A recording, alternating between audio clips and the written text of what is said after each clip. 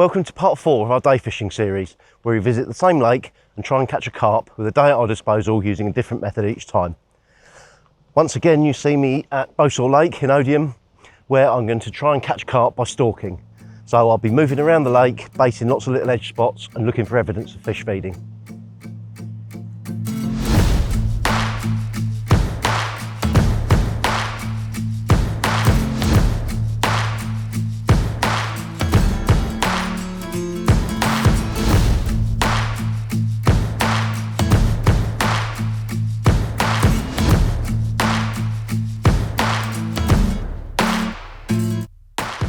There's two ways that I'd really approach my stalking. The first method would be just to walk around the lake and try and find some fish and fish for them where they are. The second method, and that might be probably more applicable for somewhere like this where the water's a bit more coloured, and that is to bait some spots around the lake and then revisit those spots and see if I can see fish on them or find evidence of feeding. Now, the main thing that I need to consider with my stalking kit is that it's as compact and as small and light and easy to carry as possible. I'll carry a rod. Now that's a 10-foot rod. A 12-foot rod is absolutely fine, but I do find that a 10-foot is easier to carry around the lake. You're less likely to catch the tip in branches as you're moving around, and it also allows me to get under trees and in little less accessible places, because I won't always be stalking in a designated swim. I might well be between swims or in little corners where a 12-foot rod can be a little bit unwieldy. My landing net breaks down nice and small, so it's easy to carry. And I don't want to be really using my best landing net for stalking. I'm likely to be carrying it through bushes and catching it on brambles and what have you. So an old landing net or my second landing net is perfect for that. An unhooking mat with sides is a really good thing to have, or with a zip, some way that it can be used as a container to carry some bits and pieces around in. I may carry a buzzer with me. Sometimes I do, sometimes I don't. If I'm stalking all day, I'm likely to carry a buzzer, just because it's not necessarily easy to keep concentrating for the whole of the period that you're there. I'll be like looking down the bank and whatever. So I might carry a buzzer. If I'm just going for an hour or two, no, I probably wouldn't bother. I'll have a bucket of bait, of whichever bait I'm using for the day, and a little bag, and that will contain all my essential items. The main thing is that I've got nothing in there that I'm not absolutely sure that I'm going to need. So all I've got really is a pouch with essential end tackle items. I'll have some hooks in there, just one pattern of hooks, a few swivels, baiting needle, scissors, that sort of thing.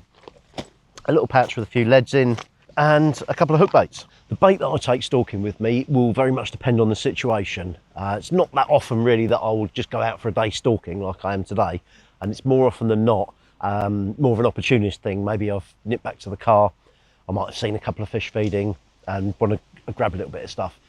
If that was the case, then I'm more likely to have with me maybe some pellet or some boilies. Now, I don't really want to feed whole boilies in the edge. I think that can be a little bit blatant, especially for wary carp, and they often are wary right in the edge, especially if the water's clear. So I'd rather have a more subtle baiting scenario to catch them. So for that reason, I'll just take my boilies and break them up into quarters, thirds, little bits and pieces. I don't mind if there's a little bit of like powder that comes off them, so boilie crumb, but it just creates a more natural feeding scenario, and one that will keep them grubbing around right on the bottom for a bit longer. The second bait that I'll take stalking with me would be tiger nuts. Fantastic bait. I can throw them out a fair distance, and they're really good for hook baits as well, so I haven't got to carry separate hook baits if I'm using tigers. There's a variety of sizes as well. You can have mini tigers, big tigers, so you can keep them guessing, and they're just a really attractive bait that carp love. The third bait that I might take would be pellets. Now, any pellets will do the job really, but I do prefer to have a mix of different sizes, tiny little pellets right up to sort of like, I don't know, 4 or 5 mil. And these will keep fish feeding for an awful long time. Very, very oily, so they're leaking off a lot of attraction, but the fact that there's so many of them in there, so many individual food items, sort of can really get them preoccupied. And the last one that I'd take with me is probably my favourite stalking bait of all, and that's good old sweet corn. Carp love it, and one of the main things that's in its favour is that it's very visual. It's bright yellow colour, makes it very easy, not only for carp to see it, but it makes it easy for me to see if bait has gone off the spot. So I can put a few grains of corn on a spot and I can return later, and if the water's fairly clear, I can see at a glance whether something's been feeding there or not. Now, if you are taking a tin of corn fishing with you, one little tip, and that's to carry some sort of a bait box with you that you can put it into once you've opened the can, because trying to carry that around in your tackle bag is going to make it very messy. Now, I don't want to give you the impression that I'll take all of those baits with me on a day stalking. I'll only be taking one, and it will just be the one that I think is most appropriate to the water that I'm fishing. As far as my stalking hook baits go, I like them to mimic the freebies as closely as possible. I'm not in a situation where I'm using like lots of different baits on a spot like you would in a spod mix. So I'll only be using like straight sweet corn or tigers, pellet or chops, or whatever I'm using. So I want the hook bait to be as close as possible to those. Now, should I be using like 𝗃𝗶𝗵𝗿𝗍, I'd use a small wafter. So like a 12mm wafter is very, very similar in appearance to a small chop. If I'm using pellet, I'll use, well, they're called quads, and they're little sort of pellet shaped hook baits that are very, very similar to pellets in appearance. Tigers, I don't need to carry any specific hook baits to use with tigers. I just use a tiger nut straight out of the pot. And sweet corn, you might think the same would be true of that. However, I do find that sweet corn, it's so soft and squidgy that nuisance fish like roach and rudd can quite easily take that off the hook without me knowing. So when I'm using sweet corn, I'd use like a little enterprise plastic sweet corn or plastic maize as the hook bait. That's a good idea when I'm stalking, to do all my setting up and attaching my rig and my bait and all that sort of stuff well away from the water's edge. A lot of the time, the fish that I'm fishing for are going to be right under my feet, and I really don't want to go moving about and spooking them close to the edge. So I'll keep as unobtrusive as possible, and keep my body low, crouch down as much as I can, and certainly not put myself above the skyline.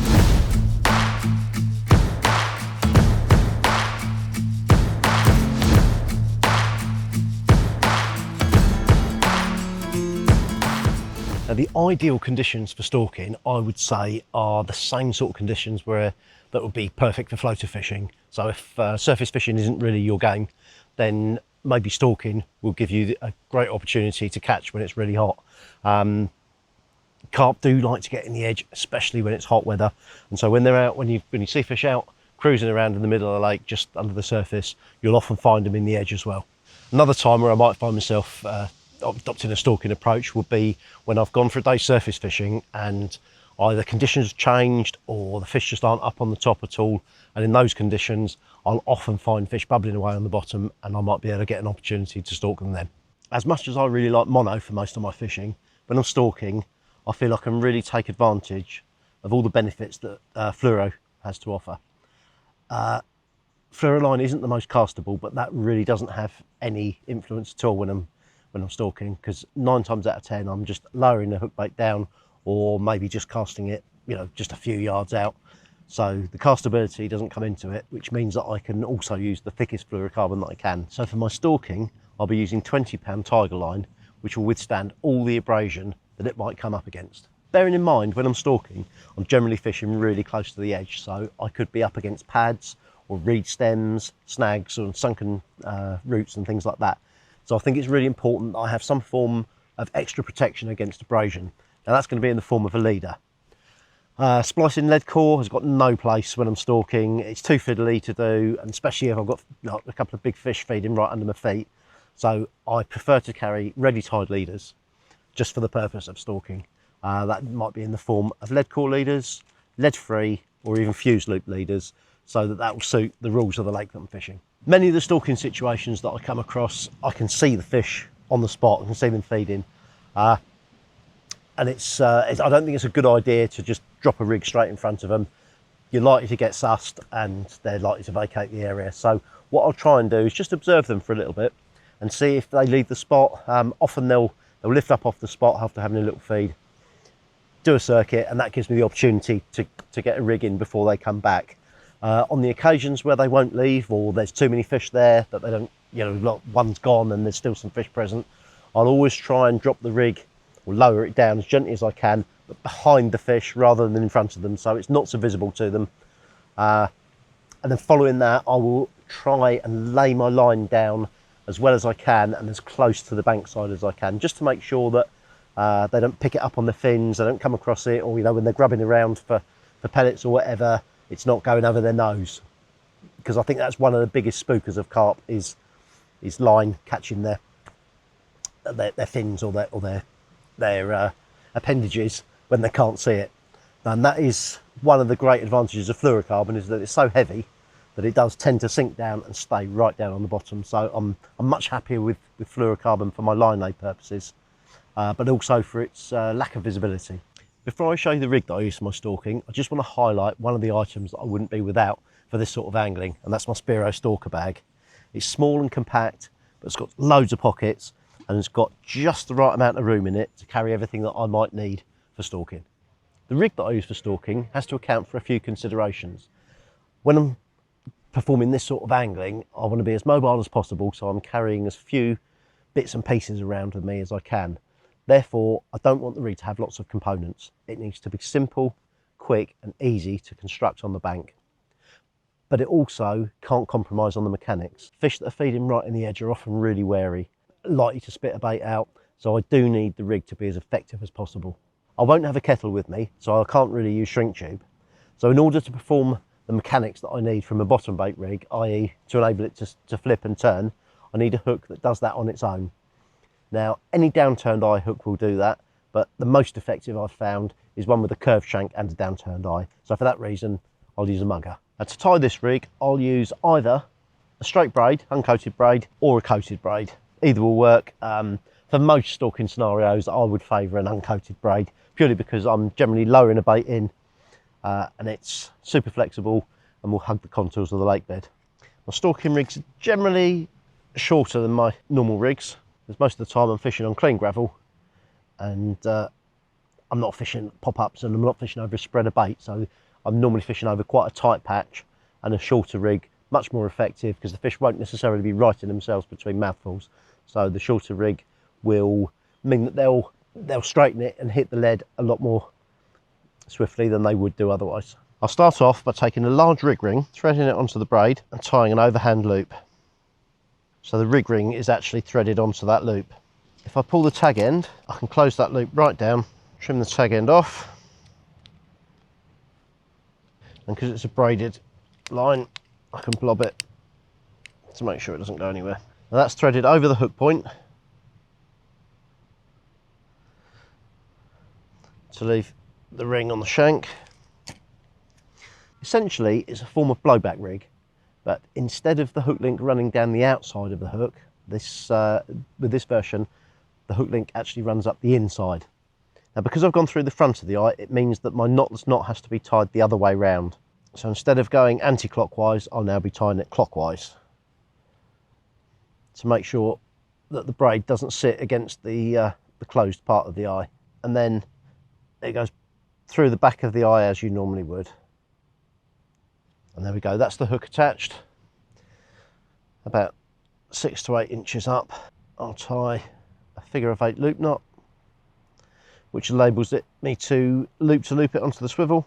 Now when it comes to the hair, I'm not carrying dental floss. I can just use a little piece of my braided hook link, or even the tag end that I've just cut off. Thread that through the rig ring, through the bait, set it so it just kisses the bottom of the bend, and then blob the end. That'll secure it. And that's the finished rig. Really simple, very unobtrusive, but still with very good mechanics and very effective. Oh, that was a really savage bite. It came out of the blue. I don't know whether they're in the edge or presumably shallower water, but I often do tear off when you hook them at these close quarters. I've just hooked this one over a couple of handfuls of chopped cell.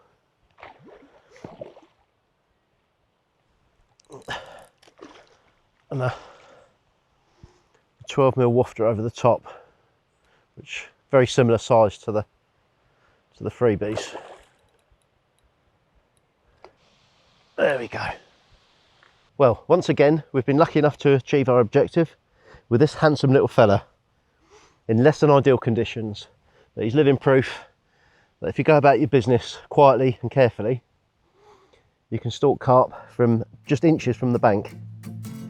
Next time out, we'll be back at the same lake using a completely different method to try and catch another one of these.